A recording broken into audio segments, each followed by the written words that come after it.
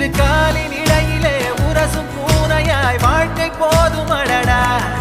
எதிர்காணும் யாவுமே தீண்ட தூண்டும் அழ